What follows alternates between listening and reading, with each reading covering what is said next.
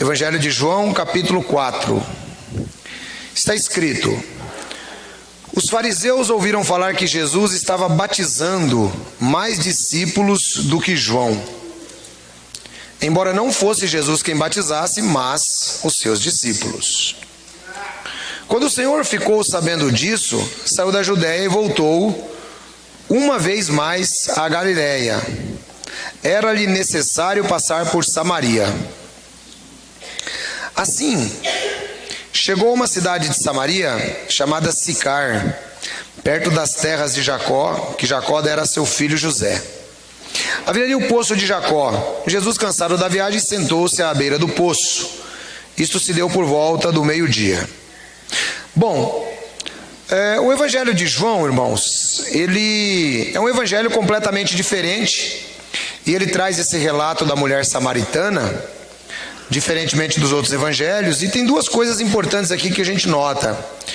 A primeira é que os discípulos de Jesus, eles também passaram a fazer o mesmo que João fazia, que era batizar as pessoas. O que acontecia? João, de acordo com o Evangelho de Marcos, ele era o precursor do Messias. E era necessário que todos aqueles que foram batizados por João, eles também aceitassem a Jesus como Senhor e Salvador. O objetivo do batismo de João era esse. E posteriormente, essas pessoas que foram conhecendo a Jesus e o Evangelho, então eles passam também agora a batizar outros cristãos. E os judeus ficam com ciúme disso. Afinal de contas, eles também tinham João Batista em autoestima. Jesus, ele decide sair daquela região, e uma das coisas que eu acho interessante, irmãos, aqui, é a capacidade de Jesus de evitar conflitos, principalmente quando não é o momento correto. Jesus, ele tem esse cuidado sempre. Quando ele vê que os judeus estão um pouco exasperados por conta do sucesso ministerial dele, ele simplesmente decide sair daquela região.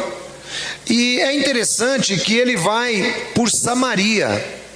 A Bíblia diz: era-lhe necessário passar por Samaria. Irmãos, aqui tem uma fala bastante interessante. Jesus não passou por Samaria por acaso. Jesus não passou por Samaria simplesmente porque Samaria estava no caminho para onde ele ia. Ele passou por Samaria porque uma vez que a salvação te alcançou, Deus, ele vai mover céus e terra para você responder a essa salvação. E ali em Samaria tinham pessoas salvas. E é muito interessante quando nós notamos isso, porque Samaria era uma região desprezada, era uma região cheia de preconceitos. Judeus não falavam com samaritanos, não gostavam dos samaritanos. Os samaritanos tinham seu próprio Pentateuco. Mas Jesus, ele não está preocupado com os preconceitos de judeus e samaritanos. Ele vai por Samaria, ele vai passar pelo poço de Jacó, e vai acontecer aqui uma história interessante que talvez alguns de vocês já leram, outros ainda não, mas acontece o desenrolar de uma história que tem muito a nos ensinar hoje. Vamos lá. Versículo 7. Nisso havia uma mulher samaritana a tirar água. Disse-lhe Jesus: dê-me um pouco de água. Os discípulos tinham ido à cidade comprar comida. A mulher samaritana lhe perguntou: como o Senhor, sendo um judeu, pede a mim, uma samaritana, água para beber? pois os judeus não se dão bem com os samaritanos. Jesus lhe respondeu: se você conhecesse o dom de Deus e quem lhe está pedindo água, você teria pedido e ele lhe daria água viva. Irmãos, veja só, um outro ponto que eu quero trabalhar com os irmãos. Se você é vítima de preconceito, nunca aceite esse preconceito na sua vida. Veja que essa mulher, ela já estava tão acostumada a ser destratada, que ela, quando tem a oportunidade de encontrar com Jesus, ela diz assim: como é que você, um judeu, está falando comigo que sou samaritana? Ela se inferiorizava. E aí Jesus, que não tem preconceito, Jesus vai passar a mostrar para essa mulher o seguinte: olha, independente da condição de vocês, de judeus e samaritanos, se você soubesse com quem você está falando, você ganharia a vida eterna. E a mulher, ela se interessa por essa fala. Sabe, irmãos, muitas vezes nós perdemos coisas boas na vida por conta do preconceito. Muitas vezes. E nós, como seres humanos, temos de fato esse problema. Talvez tem pessoas que não, mas muitas pessoas ainda hoje têm preconceitos. E o preconceito, ele precisa ser vencido da parte de quem tem e da parte de quem sofre. Quem entendeu o que eu estou falando? Às vezes, irmãos, esses dias eu achei interessante. Todo mundo sabe que eu estou escrevendo um livro. Escrever não, já acabei de escrever. E aí uma irmã pediu o livro para mim. Ela pediu o livro, tal. Ancião, queria o livro, tá bom. Aí depois ela escreveu assim: ancião, escreveu não, ela mandou uma voz chorada, dizendo que não podia mais ficar com o livro, porque ela não tinha dinheiro, que a vida dela era um inferno, e não sei, aquela choradeira, irmão. Eu, para não continuar ouvindo choradeira, que eu detesto choradeira, eu só escrevi assim: irmã, fica tranquila, eu vou lhe enviar o livro, não precisa pagar. Mas o preconceito dela era tão grande com ela mesmo, que ela escreveu assim: não precisa enviar o livro, eu não posso pagar, então eu também não quero. Ué, mas ela quer o livro e não pode pagar, então eu vou dar o livro. Mas é quando eu falo com ela, ela diz assim: não, eu não quero o livro. Quer dizer, tipo assim, está me dando o livro por quê? Está me inferiorizando? Então, irmãos, a gente tem que tomar muito cuidado com isso, porque, olha, as pessoas já colocam certos estigmas sobre as outras, e se você aceita, sua condição fica cada vez pior. Concorda comigo? Então, olha só que coisa interessante. Nós sabemos que o Brasil é um país extremamente racista. Alguém tem dúvida disso aqui? Levanta a mão aí quem acha que não. É extremamente racista, irmãos. É um racismo velado. Tanto é que nós observamos o quê? Nós observamos que leis foram desenvolvidas e hoje o racismo é crime inafiançável. Mas também, você já viu alguém preso por racismo? Ninguém está nem aí, nem vai chegando. E às vezes, irmãos, nós somos atingidos pela mesma síndrome da mulher samaritana. Você é um pouco mais escuro e a pessoa te distrata, você baixa a cabeça e vai embora. Não seja vencido por esse preconceito. A mulher, ela começou a ser vencida pelo preconceito, mas Jesus ajudou-a a não olhar por este ângulo. Você quer ver uma outra coisa? Independente, irmãos, do que diz Bíblia ou do que deixa de dizer, porque a gente tem que aprender a separar a Bíblia das nossas humanidades, muitas vezes medíocres. Preste bem atenção junto comigo. Levanta a mão aí quem fica confortável quando você está no elevador e chega um homossexual daqueles meio exagerado. Quem fica confortável? Ninguém fica. Mas aquele é um ser humano, irmão. A gente precisa vencer esse preconceito também. Ele é um ser humano. Sim ou não? A pessoa não gosta? Não gosta. Mas você já parou para pensar que aquela pessoa pode ser alvo do amor de Deus através de você? Esse que é o grande problema. Essa mulher, embora ela sofresse todo o preconceito, aqui nós estamos falando em 700 anos de preconceito, irmãos. Desde que a Síria caiu, desde que a Síria conquistou Israel, o reino do norte, em 722, os samaritanos, eles passaram a sofrer esse preconceito das outras duas tribos. E a mulher, ela já estava tão acostumada a sofrer esse preconceito, que ela simplesmente, ela disse: mas como é que pode você, um judeu, falando comigo que sou samaritana? Claro que ela não se sentia melhor, ela se sentia pior. E é aí que Jesus Cristo ajuda essa mulher a quebrar o preconceito.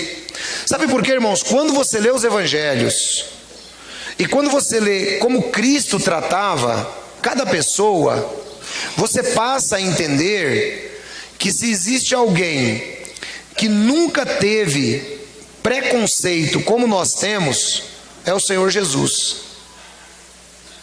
E Deus, ele realmente não se agrada disso. Aí Jesus, ele diz assim para a mulher, olha, versículo 10: se você conhecesse o dom de Deus, e quem está lhe pedindo água, você teria pedido e ele lhe daria água viva. Disse a mulher: o Senhor não tem com que tirar água, e o poço é fundo. Onde conseguir essa água viva? Acaso o Senhor é maior do que o nosso pai Jacó, que nos deu o poço, do qual ele mesmo bebeu, bem como seus filhos e o gado? Jesus respondeu: quem beber desta água terá sede outra vez, mas quem beber da água que eu lhe der nunca mais terá sede. Pelo contrário, a água que eu lhe der se tornará nele uma fonte de água a jorrar pela vida eterna. Irmãos, olha só o pensamento de Jesus. Jesus está cansado, é meio-dia, o sol nesse horário lá é mais ou menos uns 40, 43 graus, é pior do que o sol de Campinas. Jesus está com sede, mas olha o tempo que ele está investindo na vida dessa mulher, para poder ajudar a mulher, primeiro, quebrar o preconceito, e segundo, para ajudar essa mulher a aprender sobre Deus. Veja onde Jesus queria chegar. Jesus queria mostrar para ela que se ela entendesse quem ele era de verdade, ela receberia a água viva, que é o próprio Senhor Jesus. Veja, quem beber da água que eu lhe der nunca mais terá sede. Na cabeça da mulher está passando o seguinte: olha que maravilha, eu não vou mais precisar vir aqui nesse poço ser discriminada, nunca mais vou ter sede, e a minha vida vai ficar uma maravilha. Mas Jesus não está tratando disso. Aqui eu quero te chamar a atenção para um outro ponto, irmãos. Discernimento de coisas espirituais é importante. Às vezes, nós temos uma visão muito material das coisas. Veja que a mulher está falando de manga, fruta, e Jesus está falando para ela de manga de camisa. São coisas completamente diferentes. Então Jesus está tentando mostrar para ela o seguinte: olha, mais importante do que essa água que você acha que você vai beber ou que você vai me dar, eu tenho uma que vai jorrar de você, uma fonte para a vida eterna. Irmãos, todos nós que encontramos Jesus, nós temos em nós essa fonte borbulhante que jorra para a vida eterna. E aqui traz-nos uma responsabilidade importante. Você quer ver uma coisa interessante? Você já parou para pensar, irmãos, quantas pessoas precisam ouvir o evangelho que você está aprendendo?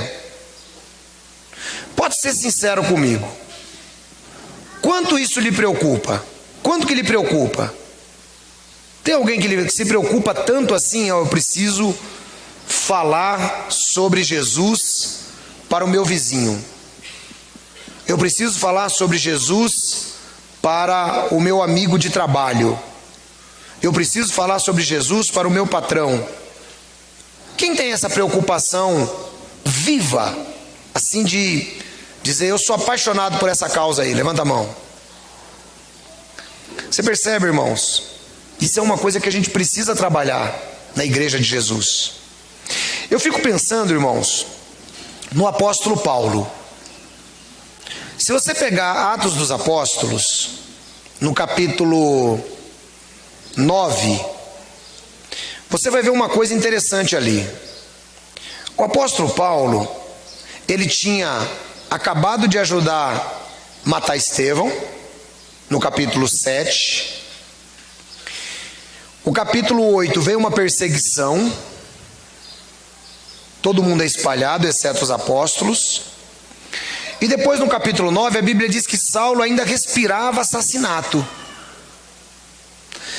A ideia da palavra grega aí, de respirar assassinato, é mais ou menos a ideia de um touro na arena, ou um leão na arena faminto, doido por sangue. É mais ou menos essa mesma ideia. E é interessante, irmãos, que Paulo, que era judeu da tribo de Benjamim, ele, quando ele vai para a estrada de Damasco, que ele tem um encontro com Jesus, e ele fala assim, quem é, Senhor? Ele fala assim, eu sou Jesus, a quem você está perseguindo. Bom, Saulo fica cego temporariamente, ele entra, se encontra com Ananias. Irmão, sabe o que acontece com aquele ódio que Paulo tinha de Jesus e dos cristãos? Aquele ódio que Paulo tinha se transforma agora numa paixão violenta, conforme relata lá no livro de 2 Timóteo capítulo 1, 1 Timóteo. Aquilo vira uma paixão na vida de Paulo, irmãos. Paulo decide dedicar a vida dele só a pregar o Evangelho. Só a pregar o Evangelho. Jesus falou assim, Ananias, vai vir aí o Paulo, Saulo de Tarso. Ananias falou assim, Senhor, esse homem aí ele anda matando todo mundo, a gente tem medo dele. Aí Jesus falou assim, não, eu escolhi, para mim ele é um vaso escolhido. Irmãos, o amor de Paulo pelo Evangelho foi tão grande, que Paulo, ele escreve 14 cartas do Novo Testamento. Olha que coisa. Sem contar as viagens missionárias, que foram 3, e a última durante um julgamento, que ele apela para César, que no caso é Nero, e ele vai para Roma, morrer no ano 64. E eu pergunto para você, por que essa paixão do Paulo? Porque Jesus Cristo disse assim, irmãos, olha, a água que eu lhe der se tornará nele uma fonte de água a jorrar para a vida eterna. Então, queridos irmãos, é necessário entendermos isso, deixar jorrar essa fonte de água do nosso coração, deixar as pessoas saberem que elas precisam de Jesus. O mundo, ele está dividido, e ele não está dividido em ricos e pobres, ele não está dividido em negros e brancos, ele não está dividido em hétero e homossexuais, ele está dividido em quem é de Jesus e quem não é de Jesus. Esse é o mundo. Agora, o que é que nós temos que fazer? Qual é a nossa responsabilidade? Irmãos, quando nós levamos a sério a nossa responsabilidade no Evangelho, nós devemos deixar essa fonte jorrar de nós. Devemos deixar. Sabe, eu fico analisando. Eu sempre comento isso com o pastor Anderson. A nossa pregação do Evangelho, irmãos, é uma pregação que te traz liberdade. Sim ou não? Sim ou não? Quem sente essa liberdade com a pregação do Evangelho aqui? Levante a mão. Amém. Só, irmãos, que ao mesmo tempo ela também traz responsabilidade. Porque pensa só comigo. Esse Evangelho que nós pregamos aqui é o Evangelho sem religião. É o Evangelho sem religiosidade. É o Evangelho sem rabo preso com nada. É o Evangelho pelo Evangelho. É o poder de Deus salvando. Mas, irmãos, quando eu olho para nós, ao mesmo tempo que eu fico contente, porque os irmãos que estão aqui, já estamos juntos há muito tempo. Isso é ótimo. Eu sempre digo que temos que criar raízes. Mas ao mesmo tempo, irmãos, prestem atenção. Nós precisamos estar juntos, precisamos criar raízes. Mas o quanto nós nos empenhamos para ajudar mais alguém a ser salvo? Quanto nós nos empenhamos? Eu sempre tenho dito isso. As seitas, elas estão a todo vapor, trabalhando, enganando as pessoas o tempo inteiro. Você quer ver? Você conhece alguém ou algum amigo seu que é mórmon? Conhece alguém que é mórmon? A irmã. Conhece alguém que é o pastor? Conhece alguém que é espírita? Conhece alguém que é testemunha de Jeová? Conhece alguém que é adventista? As seitas estão enganando o tempo inteiro. E eles falam, irmãos, sem ter esse poder de Deus jorrando de dentro deles. Agora nós temos. Só que como o evangelho da liberdade, ele é um evangelho pregado com liberdade, às vezes o irmão não se sente induzido a procurar falar com seu vizinho, a procurar falar com seu amigo. Então é necessário que você deixe o evangelho ser em você, que Jesus realmente prognosticou que seria uma fonte de água viva. Sabe? Não é que você vai se tornar aquele crente fanático, mas você vai falar para as pessoas acerca das maravilhas que você está aprendendo do evangelho. Você quer ver um exemplo? Às vezes eu estou caminhando por aí, estou no ônibus e eu vou ouvindo algumas histórias. E aí, irmãos, você pega lá, por exemplo, aquela senhorinha, ela está indo na igreja tal. E aí chega lá, a proposta dela, ela nem recebeu nada ainda. Mas a proposta dela qual que é? É falar para outra amiga dela que, olha, o pastor lá falou que nós vamos ter uma bênção. Um fala para um, outro fala para o outro, outro fala para o outro. Aí o que acontece? As pessoas estão lá procurando bênção. Agora nós aqui oferecemos o quê? A salvação em Cristo Jesus.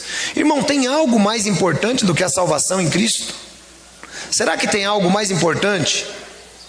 Olha, a única coisa, sinceramente, que eu sinto falta, irmãos, é que depois que a gente morre, a gente não consegue voltar para dizer como é que é. Mas eu acho que isso também é providência de Deus. Porque se um morto voltasse para falar para a gente como que é a coisa depois de morto, talvez as pessoas serviriam a Deus só por medo. E Deus não quer isso. Deus quer que você sirva a Ele por amor. Deus quer que você venha até aqui assistir a reunião cristã porque você ama Ele, porque você ama o próximo. Por isso que Deus quer. Ou seja, sabe, eu fico analisando, irmãos. Olha, eu penso que embora o amor de Deus seja muito grande e Deus salvou desde a eternidade, essas pessoas que transitam dentro do meio religioso só com obrigação, nunca foram salvas. Nunca foram salvas. Ou não entendeu o evangelho ainda. Porque você imagine, como pode? Será que você vai namorar com uma pessoa por obrigação? Claro que não. Quem gosta de trabalhar só por obrigação? Então você imagina Deus olhar para você, você é crente só porque você acha que você vai ter vida eterna.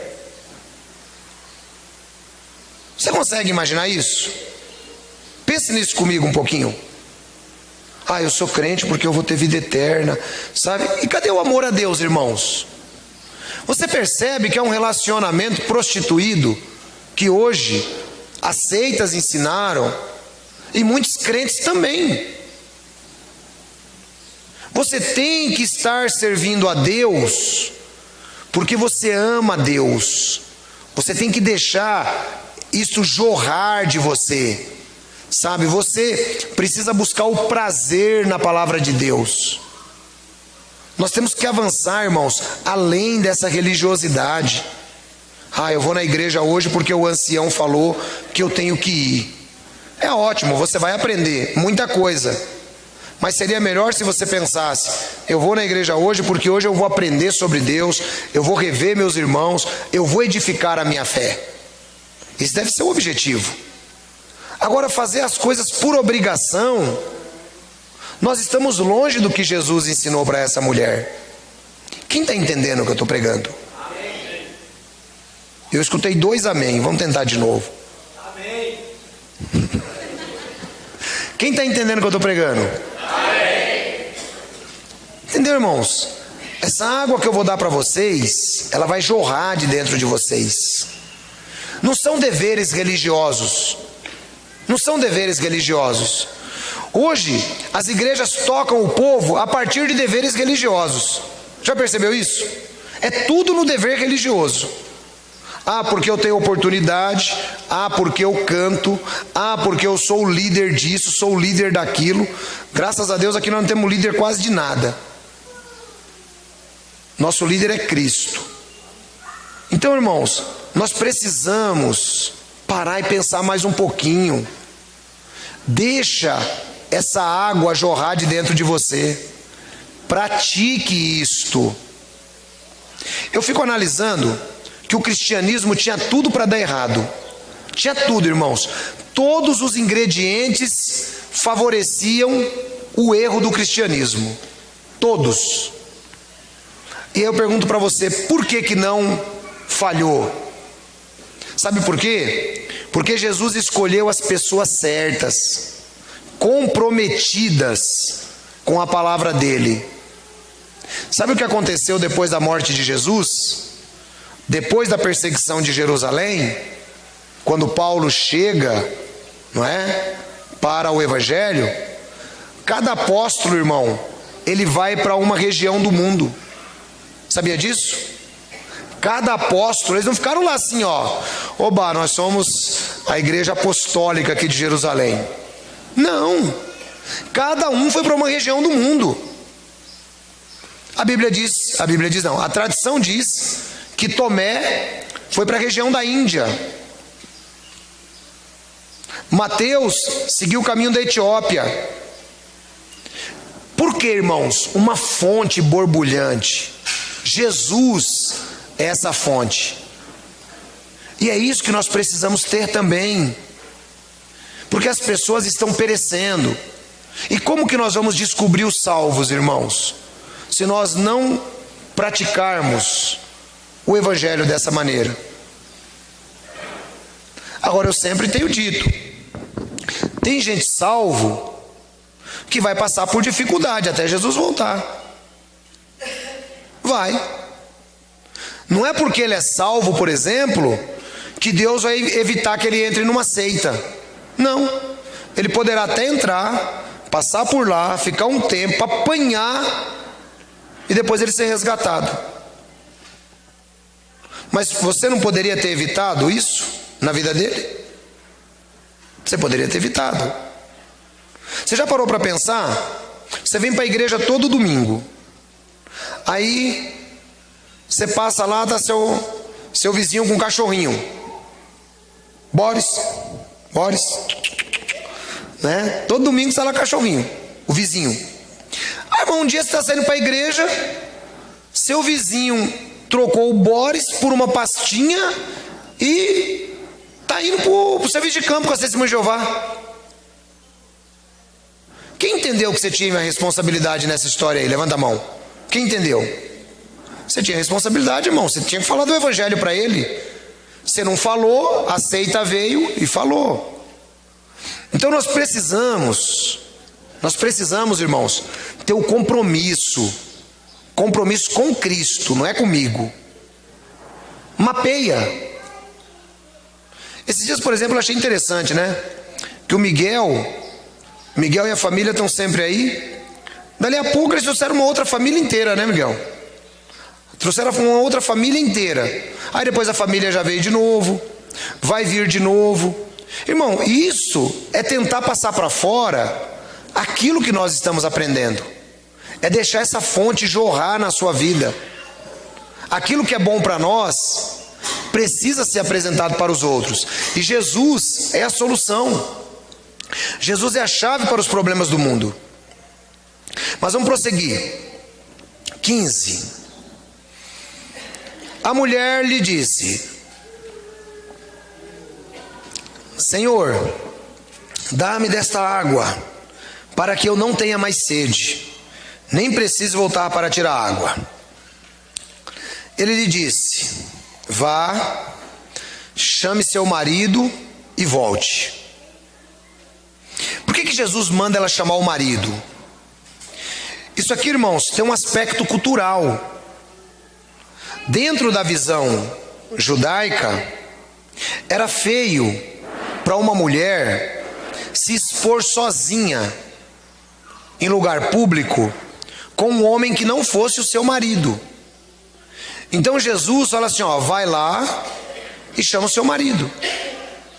Tipo assim, eu vou apresentar essa água para você e vou apresentar para o seu marido também. 17. Não tenho marido, respondeu ela. Disse-lhe Jesus: você falou corretamente dizendo que não tem marido. O fato é que você já teve 5 maridos, e o homem com quem agora você vive não é seu marido. O que você acabou de dizer é verdade. Disse a mulher: Senhor, eu vejo que é profeta. Irmãos, olha que interessante. Você vê que desde a antiguidade, o sobrenatural é que chama a atenção das pessoas, né? Desde a antiguidade, o sobrenatural, ele atrai as pessoas, né? Veja que ele diz assim: olha, eu sei que você não tem marido, você já teve 5, e o homem que você está vivendo agora não é seu marido. Meu Deus do céu, é profeta. Eita Deus, que nem dizia o reverendo Dinarte. É profeta. Aí, irmãos, a mulher, ela se encanta com aquilo. Porque você quer ver o crente ficar encantado? Pega e dá uma profecia para ele, mesmo que for falsa. O problema, o crente fica encantado. Já viu, por exemplo, certas igrejas, tem gente saindo até pelo ladrão. Mas o que é aquilo lá? É um eis que eu te digo, meu servo, eis que eu te digo, meu servo, esse ano prosperarás. Desse ano não passará sem a tua bênção financeira. E aí a igreja vai ao delírio. Oh, amém! A mulher achou que Jesus era desse. E Jesus não era desse. Jesus está falando para ela a realidade. Mas o místico chama a atenção das pessoas, irmãos. E é isso que eu preciso te ajudar hoje nessa manhã. Não seja levado pelo místico. Sabe por quê? Porque quando o anticristo aparecer, se tem uma coisa que ele vai fazer, é o místico. Diz a Bíblia que ele vai fazer até fogo descer do céu. Aí eu imagino o crente falando: ah, que é isso, eu vou seguir aquele lá, né? Seguir aquele lá, porque ele faz até fogo descer do céu. Irmão, se contente com a palavra de Deus. A palavra de Deus é um guia seguro para nós. A palavra de Deus, ela nos dá um norte, nos dá um caminho, e é o Espírito Santo quem nos guia nela. Mas vamos voltar. Eu vejo que o senhor é profeta. Bom, se ele é profeta, agora eu vou aproveitar e vou fazer a pergunta para ele que eu preciso fazer, porque eu sou vítima de preconceito. Ele já entendeu que eu estou numa situação que não é legal. E o mais interessante, irmãos, que eu vejo assim nos evangelhos, quando eu ouço Jesus, é que Jesus nunca julga as pessoas. Já perceberam isso? Jesus nunca julga. Ele fala assim: ó, tá bom, o fato é que você já teve 5 maridos, o homem com que você vive agora não é seu marido. Mas Jesus não interrompe a oportunidade de salvação para aquela mulher por causa disso. Não, muito pelo contrário. Aquela mulher precisa da salvação. Ele não interrompe, irmãos. Se é um crente, quando eu digo crente, um religioso, numa situação dessa, aí o religioso já vai dizer assim: ó, então aí é o seguinte, aí a gente vai ter que falar com o pastor para ver o que a gente vai poder fazer para poder te ajudar. Se é na seita, ele fala: ó, esse homem que você tem agora, você já tem que largar ele e voltar para o seu outro marido. Irmão, Jesus não está nem um pouco preocupado com isso. A fala de Jesus é salvação. Eu fico achando interessante que, embora Jesus tenha todo o poder para julgar, ele nunca julga ninguém. Diferente de nós, que sempre temos um olhar de julgamento. Sempre temos um olhar de julgamento. Eu servi numa igreja uma vez, e o irmãozinho estava lá cheio de problema, mas eu dava oportunidade para o irmão. Por que eu não vou fazer isso? Aí logo, irmãos, chegou um monte de: ô pastor, mas peraí, o senhor não sabe do problema desse irmão? Ué, eu sei, mas aí é que eu tenho que ajudar ele, porque o que não tem problema está tranquilo. O que tem problema é que precisa ser ajudado. Quem é que pode cair? O que está tranquilo ou o que tem problema? É o que tem problema, então tem que ajudar o que tem problema. O pastor tem uma visão muito liberal. Não é visão liberal, irmãos. A questão é a seguinte: a igreja é de Jesus.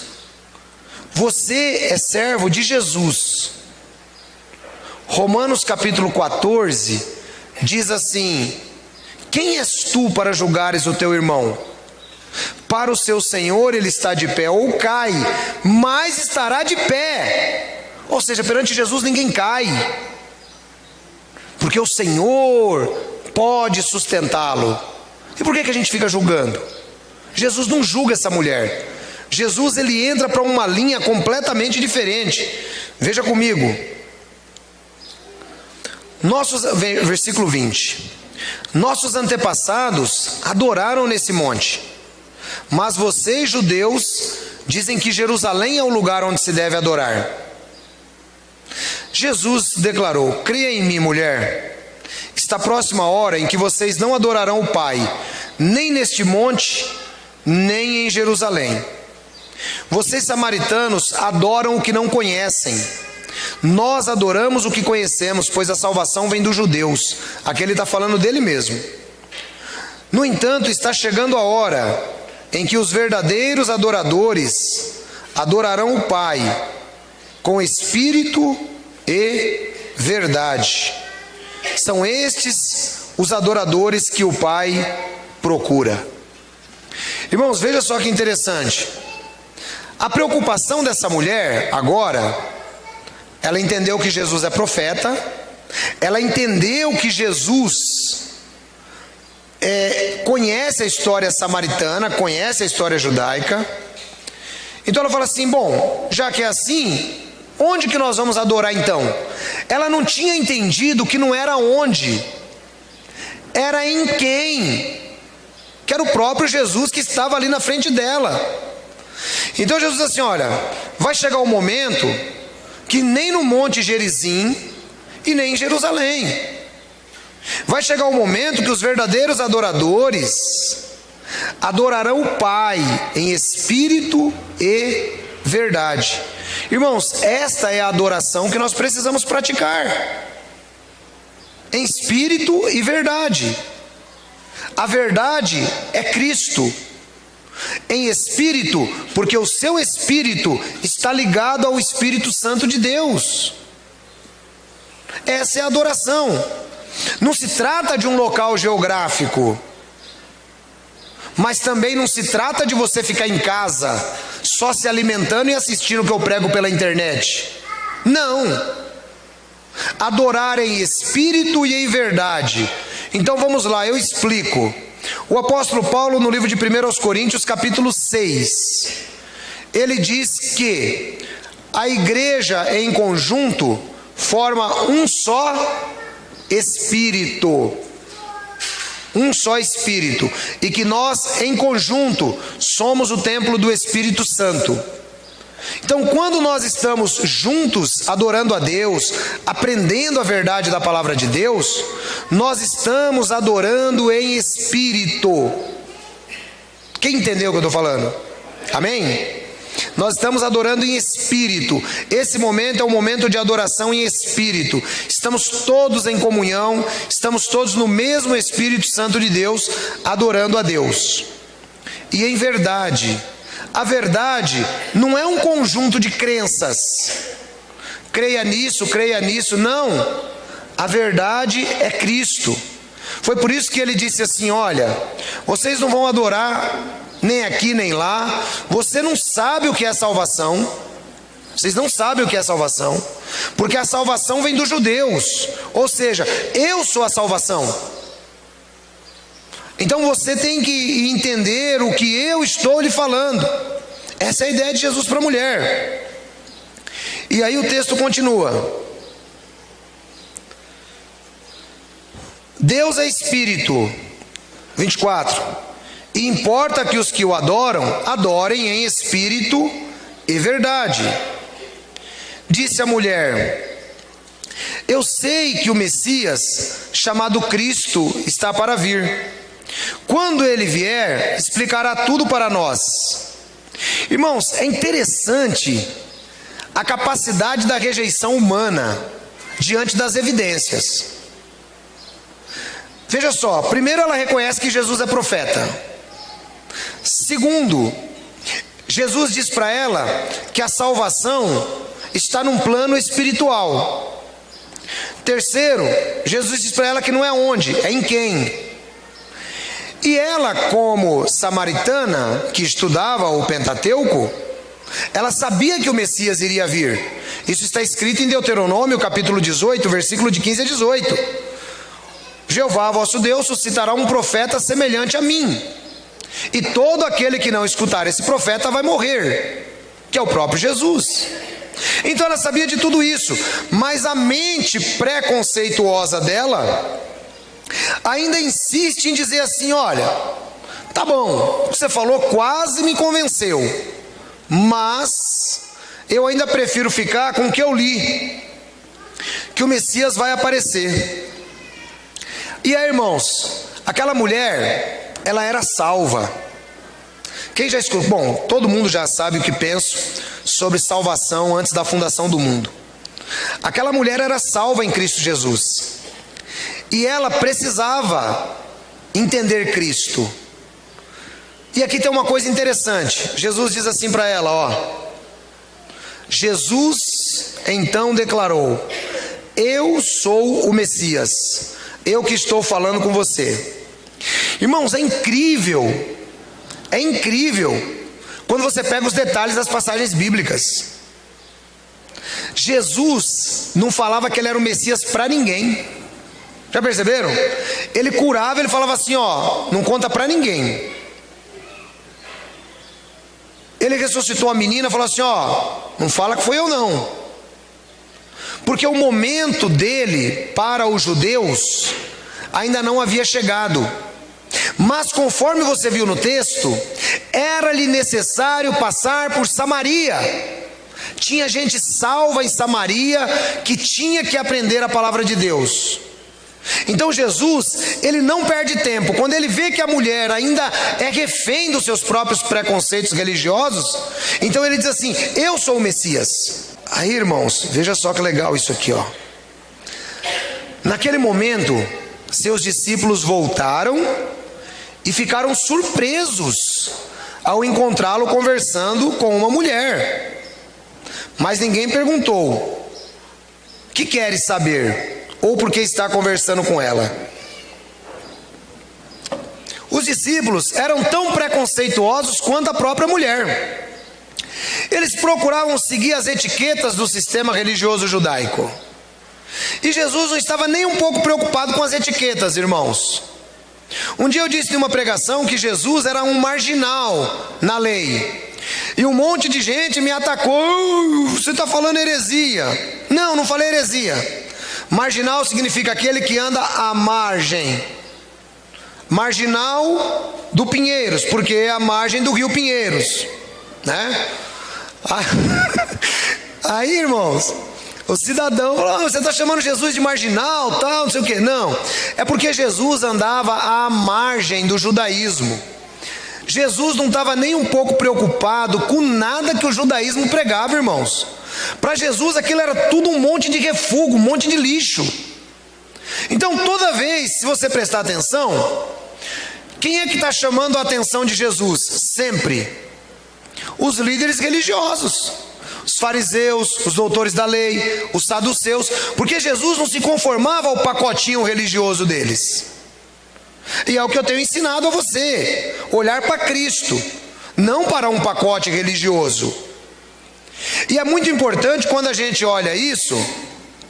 Tem um rapaz ali, ó. E é muito importante quando a gente olha isso, porque Jesus, ele sabe o que os discípulos estão pensando. Os discípulos chegam, mas quem é que vai perguntar para Jesus? Quem vai perguntar para ele? Por que você está conversando com essa mulher aí? Não, eles ficam quietos. Afinal de contas, Jesus é o mestre. E eles vão acompanhar para ver onde Jesus vai chegar nessa história. Conforme eu citei, havia um preconceito. 28. Então, deixando o seu cântaro, a mulher voltou à cidade e disse ao povo: venham ver um homem que me disse tudo o que tenho feito. Será que ele não é o Cristo? Irmãos, olha só. Lembra o que Jesus Cristo disse?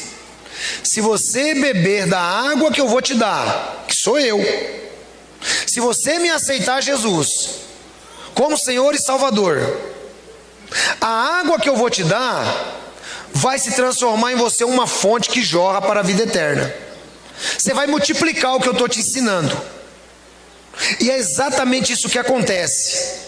Olha só, ela correu lá para dentro e ela disse: ele falou tudo o que eu tenho feito, será que ele não é o Cristo? 30. Então saíram da cidade e foram para onde ele estava. Enquanto isso, os discípulos insistiam com ele: mestre, come alguma coisa. Mas ele lhes disse: tenho algo para comer que vocês não conhecem.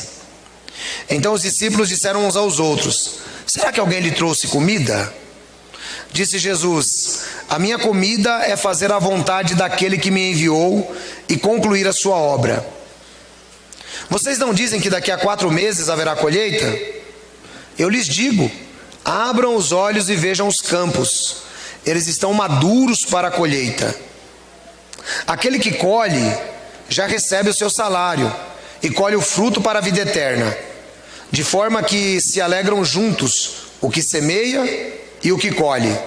Assim é verdadeiro ditado: Um semeia e outro colhe. Eu os enviei para colherem o que vocês não cultivaram. Outros realizaram um trabalho árduo e vocês vieram a usufruir do trabalho deles. Irmãos, olha só que interessante. Jesus agora ele mostra algo que eu sempre tenho falado para vocês. O homem viverá não somente de pão, mas de cada pronunciação que sai da boca de Deus. Perceba que interessante. Jesus caminhou durante muito tempo. Jesus está com fome, mas Jesus se preocupa em ajudar aquela mulher a ser salva. Jesus se preocupa em ajudar aqueles samaritanos daquela aldeia serem salvos. A raiva com os samaritanos era tão grande, irmãos, que um dia depois da transfiguração, quando Jesus desce do monte e os samaritanos não aceitam Jesus porque ele é judeu, João e Tiago, que são chamados filhos do trovão, Boanerges por Jesus, eles dizem assim: Senhor, o Senhor não quer que nós mandemos descer fogo do céu e acaba com esse monte de samaritano aqui? Eles falam: não, vocês estão malucos, vocês não sabem de que espírito vocês são. O Filho do Homem não veio para destruir não, o Filho do Homem veio para salvar. E Jesus mostra exatamente isso diante da atitude para com essa mulher. Jesus ajuda a mulher a vencer os preconceitos. Jesus não demonstra preconceito e ajuda os seus discípulos a vencer o preconceito e mostra para eles que mais importante do que o alimento físico deve ser o alimento espiritual. Sabe por quê, irmão? O alimento físico, você vai jogar ele no esgoto, por mais gostoso que ele for, e ele vai te dar sustância. Mas o alimento espiritual, ele vai caminhar com você para a eternidade. Tudo que você aprende de Deus vai caminhar com você para a eternidade. Entendeu? Então é a importância das palavras de Jesus. O homem viverá não somente de pão, mas de cada pronunciação que sai da boca do Yahvé. E aí Jesus fala para eles sobre a colheita, não é? Que eles agora estavam colhendo o que outros plantaram. Claro, quem é que plantou a chegada do Messias? Foram os profetas. São 4.000 anos de história. E essa mulher, ela já tinha um coração predisposto à vida eterna. Por quê? Porque ela lia a palavra de Deus. Da mesma maneira somos nós. Assim, 39. Muitos samaritanos daquela cidade creram nele por causa do seguinte testemunho dado pela mulher: ele me disse tudo o que tenho feito. Assim, quando se aproximaram dele, os samaritanos insistiram que ficasse com eles, e ele ficou 2 dias. E por causa da sua palavra, muitos outros creram. Irmãos, é interessante como que Jesus era despretensioso. Como que Jesus, ele não estava nem um pouco preocupado com certas coisas, sabe? E inclusive culturais. Ele só ia dar uma passadinha por Samaria, mas ali tinha muita gente salva. Jesus ficou lá 2 dias com eles. Não, eu fico pensando, irmãos, a cabeça dos discípulos, porque os discípulos também têm problema com o samaritano. Mas Jesus sabe que esses preconceitos, Jesus sabe que esse momento é temporal. Na verdade, o que precisava era apresentar a palavra de Deus para a vida eterna para aquelas pessoas. E é o que Jesus faz. Jesus fica lá com eles 2 dias e não está nem um pouco preocupado com preconceito judaico, com preconceito dos discípulos. 41. E por causa da sua palavra, muitos outros creram. E disseram à mulher: agora cremos, não somente por causa do que você disse, pois nós mesmos ouvimos e sabemos que este é o Salvador do mundo. Perceba, irmãos, aquela palavra de Jesus de que a água se tornaria uma fonte. A água que Jesus nos dá, irmãos, ela não fica parada dentro de nós. Ela borbulha. Ela faz você também levar o evangelho para outros. O que acontece com água parada?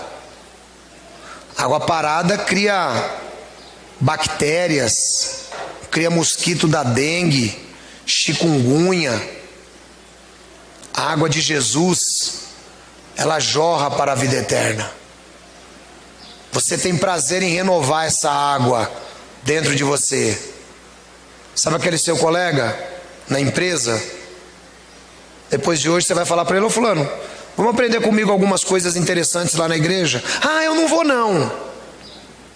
Mas aí o problema de quem que é? É dele.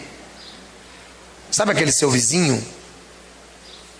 Irmão, deixe a água de Jesus borbulhar em você. Sabe? Por prazer, por amor. Olha, agora nós cremos. Não por causa do que você falou, mas porque agora a gente entendeu que Ele é o Salvador do mundo. Então, se você entendeu que Jesus é o Salvador do mundo, deixe a sua veia evangelística trabalhar, irmão. 43. Depois daqueles 2 dias, ele partiu para a Galiléia. Jesus havia afirmado que nenhum profeta tem honra na sua própria terra. Quando chegou a Galiléia, os galileus deram-lhe boas-vindas, e eles tinham visto tudo o que ele fizera em Jerusalém, por ocasião da festa da Páscoa, pois haviam estado lá. Mais uma vez ele visitou Caná da Galiléia, onde tinha transformado a água em vinho, e havia ali um oficial do rei cujo filho estava doente em Cafarnaum. Quando ele ouviu falar que Jesus tinha chegado a Galiléia, vindo da Judéia, procurou e suplicou-lhe que fosse curar seu filho, que estava à beira da morte. Disse Jesus: se vocês não virem sinais e maravilhas, nunca crerão. O oficial do rei disse: Senhor, venha antes que meu filho morra. Jesus respondeu: pode ir, o seu filho continuará vivo. O homem confiou na palavra de Jesus e partiu. Estando ele ainda a caminho, seus servos vieram ao seu encontro com notícias de que o menino estava vivo. Quando perguntou que horas o seu filho tinha melhorado, eles disseram: a febre baixou ontem, à 1h da tarde. Então o pai percebeu que aquela fora a hora exatamente em que Jesus lhe dissera: seu filho continuará vivo. Assim creram ele e todos em sua casa. Este foi o segundo sinal miraculoso que Jesus realizou depois que veio da Judéia para a Galiléia. Irmãos, terminamos o capítulo. Todo mundo sabe que eu não gosto de parar capítulo pelo meio, mas esse estudo do Evangelho de João, aqui no capítulo 4, ele demonstra algumas coisas importantes para nós.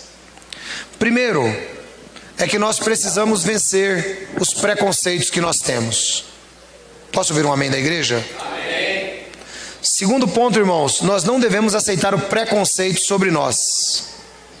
Você não pode ser preconceituoso e não tem que aceitar o preconceito. Depois nós aprendemos que é necessário deixarmos a palavra de Jesus fluir do nosso coração como uma fonte de água, evangelizando. Posso ouvir um amém da igreja? Amém. Evangelizando, irmãos, não é se tornando um crente chato, mas é você tendo amor por aquela pessoa que está do seu lado. O que você aprende é bom para você aqui? Sim ou não? Sim. Então por que você não transmite para outros? Quando você vai a um lugar legal, você gosta, você não procura seus amigos próximos e diz: olha, vamos a tal lugar, eu fui lá e gostei muito. Não é assim? Fazemos propaganda de graça para tudo. Você compra um óculos novo, olha, eu comprei um óculos novo. E por que você não faz a propaganda de Jesus? Por que você não ajuda a pessoa a entender que ela precisa também dessa fonte borbulhante para a vida eterna? Então eu quero terminar essa mensagem encorajando os irmãos. Falem. Deixe essa fonte borbulhante, irmão, chegar para você. Deixe essa fonte borbulhante sair da sua boca. Às vezes, se você parar para prestar atenção, na nossa vida cotidiana, nós falamos de tudo e de todos. Mas a pessoa mais importante que nós deveremos falar é Jesus. Que essa mensagem possa também se tornar uma fonte borbulhante na sua vida. Deus abençoe vocês.